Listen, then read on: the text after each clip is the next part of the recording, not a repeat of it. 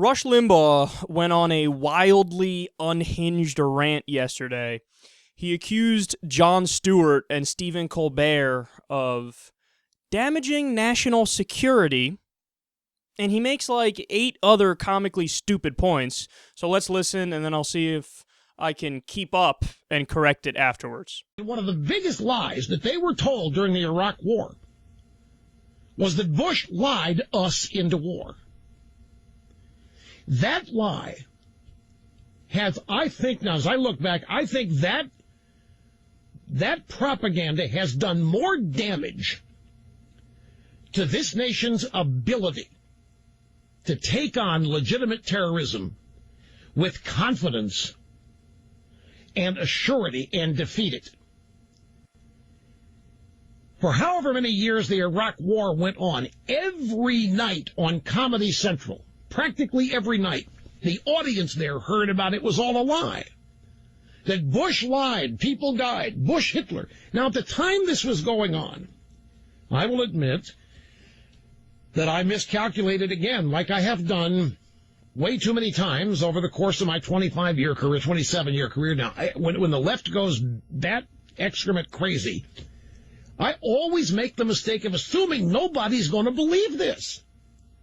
Like, all sex is rape, even the sex. And I had no idea people were going to believe. You look at what's coming out of feminist studies at universities, it's worse than that. All sex is rape now on college. It really has come to pass. All these insane, lunatic things that the left has articulated over the last quarter century, so many of them I thought, this is hilarious. Who's going to believe this? Now we got Marie Harth out there saying, well, you can't kill our way out of this. We have to solve this by finding them jobs. The economic circumstances are the last thing on the list of why these people become terrorists. And most of the leaders are so well endowed with money, they're wealthy. They are not. They don't fit this profile of destitute economically and poor and have nothing else to do. They're wealthy. They show up to the mosques in Saudi Arabia. They get radicalized. It has nothing to do with economics. Finding them jobs, the whole notion of projecting on these people Western values, they're trying to destroy them. ISIS hates Western civilization. They're trying to wipe it out. Here comes Marie Harth. Yes, we need to find them jobs. Jobs, but not hamburger flippers. Oh, no. We've got to get real jobs. Raise the minimum wage for ISIS.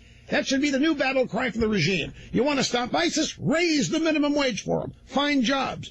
Yeah, well, what about the 92.5 million Americans not working here? Well, that's a different situation. No, it's not. This regime can't find work for the people this country want it. Now, all of a sudden, the State Department's out saying the solution to ISIS is finding them jobs, and we are supposed to sit here and take this seriously? In the meantime, every night, for whatever number of years, 7 years, 6 years, Comedy Central, Stewart, Colbert, you name it, Bush lied. The mainstream media, every day, every week, Bush lied. What did that do? In the minds of young skulls full of mush, it turned the Iraq War into a joke, number one.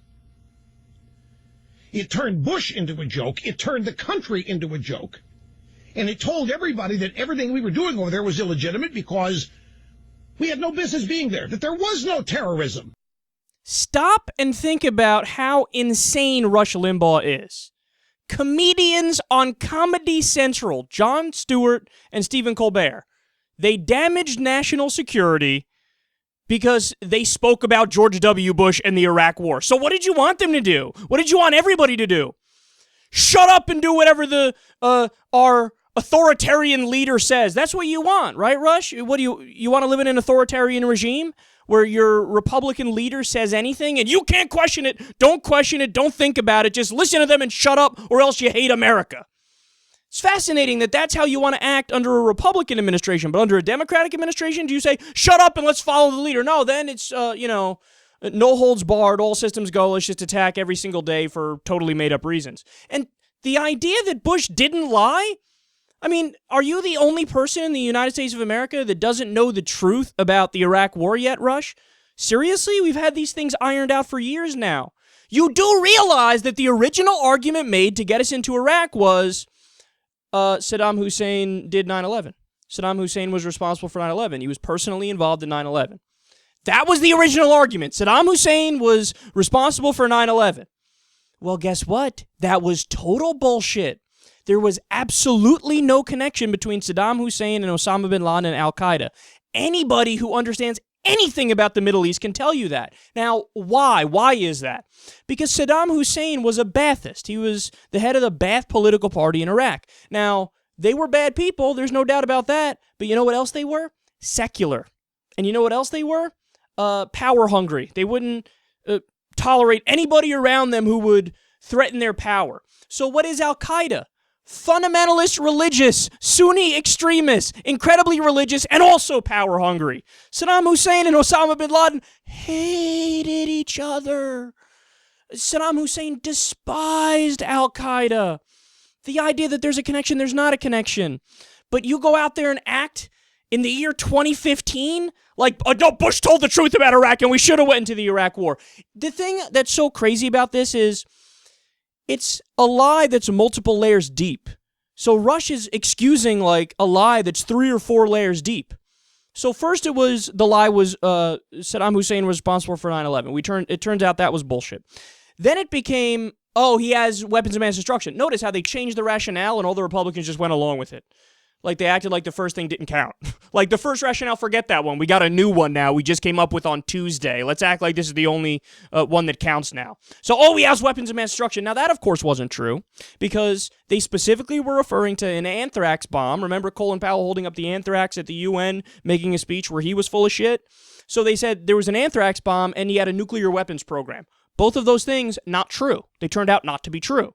So you already have 2 lies. The third lie was implicit. The idea that the second he has the nuclear weapon, if he has it, or if he has an anthrax bomb, he's going to unleash it on America in 0.6 seconds.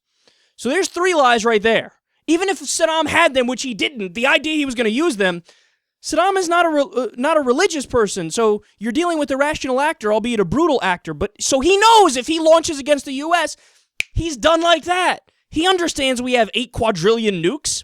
So there's 3 lies, and then the 4th one, which isn't a lie, it's true, but it's a shitty rationale that became the final rationale for the war, was he's just a bad guy. Yeah, there's a lot of bad guys around the world. Some of them we actively fucking support. Dictators in South America and all these democratic regimes we overthrew to put in authoritarian leaders. So that's not a reason for war. That's not a rationale for war. So there's 3 or 4 separate lies and misstatements and misleading things in the rationale for the war. And what does Rush Limbaugh see? None of them. Who does he blame for this? Jon Stewart. I blame Jon Stewart and Stephen Colbert for the problems in the country. Really? You don't blame the people who took us into an unnecessary war? You don't blame them for the 200,000 dead Iraqi civilians and the thousands of dead American troops? You don't blame them for the $6 trillion blown in the budget because of the Iraq war? Trillions of dollars. I thought you were a fiscal conservative. Where's your anger over that? Not a peep about that. Not a peep about that. What a sad, pathetic character this guy is. And then all the other things he just pulled out of his fucking ass. Today, the liberals believe that all sex is rape. All the feminists think that. Do I even need to respond to that? You know what he's vaguely referring to? A story about how in some states they're considering bills which are yes means yes bills, which says there needs to be some sort of consent in order to have a sexual act. Now, he took one of those stories, totally twisted it, mischaracterized it, as if the only thing that counts is verbal consent, and if it's anything else other than verbal, that it's a rape. He didn't tell you the truth.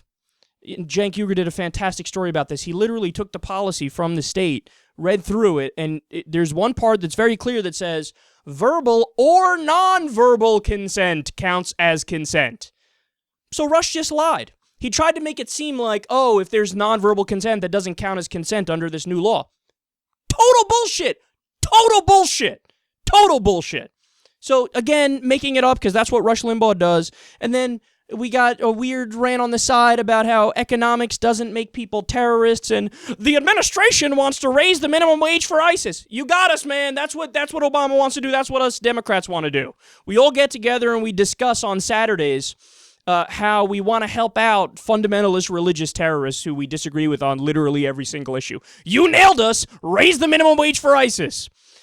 And you dense son of a bitch, how do you not understand at this late date that the point that people are making when they talk about economics or they talk about politics and how it contributes to terrorism is that it's not about, hey, let's take the people who are in Al-Qaeda and in ISIS today and try to deconvert them by being nice to them. That's not what we're saying at all. Hence the 2,400 fucking airstrikes from Obama and his administration on ISIS. How are you going to say they're nice to them when they're blowing them up on a daily basis? The point is, hey, maybe we should do humanitarian intervention and maybe we should not kill so many civilians because what we want to do is stop the next 1,000 members of that group from becoming a member of that group. It's not about trying to deconvert the current bin Ladens. It's about preventing the next 1,000 people from becoming Osama bin Ladens.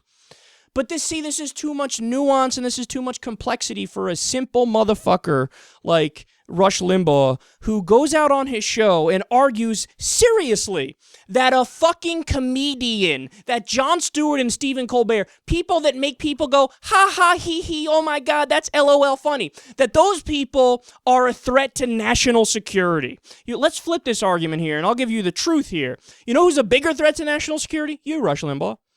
Now, it's a little bit of a stretch because nobody listens to your show anymore, but your arguments and your ideology that you push out on a daily basis, this neoconservative ideology of we should police the world and we should attack and we should do all these wars, it's because of that we've killed so many civilians and created more terrorists.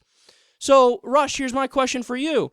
If you're going to use bullshit arguments against them, let's flip it back on you. Why do you love ISIS? Why do you love Al-Qaeda? Explain, buddy. Explain why it is you support policies that make them stronger. I think Rush Limbaugh is the one endangering national security, not Jon Stewart and Stephen Colbert.